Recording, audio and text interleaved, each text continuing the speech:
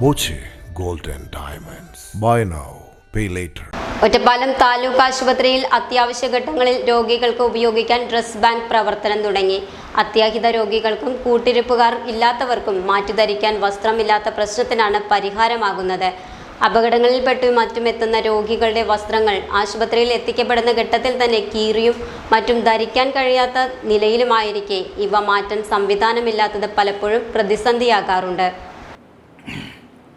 ഇനി മുതൽ ഇത്തരം രോഗികൾക്ക് ഡ്രസ് ബാങ്കിൽ നിന്ന് അനുയോജ്യമായ വസ്ത്രം എടുത്ത് ധരിക്കാം. കൂട്ടിരിപ്പുകാരില്ലാതെ എത്തുന്ന രോഗികൾക്കും വസ്ത്രങ്ങൾ ലഭിക്കും. പൊതുജനങ്ങൾക്കും സന്നദ്ധ സംഘടനകൾക്കും വ്യാപാരികൾക്കുമെല്ലാം ആശുപത്രിയിലെ ഡ്രസ് ബാങ്കിലേക്ക് വസ്ത്രങ്ങൾ എത്തിക്കാം.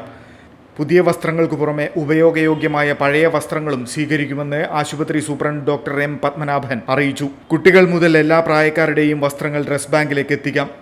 ആശുപത്രിയിലെ അത്യാഹിത വിഭാഗത്തോട് ചേർന്നാണ് ഡ്രസ് ബാങ്ക് പ്രവർത്തിക്കുന്നത്. ഇവിടെ ഡ്യൂട്ടിയിലുള്ള ഉദ്യോഗസ്ഥനെ വസ്ത്രങ്ങൾ ഏൽപ്പിക്കാം. Time Kids pre school, Mannannur road, Vaniyamkulam. .view news.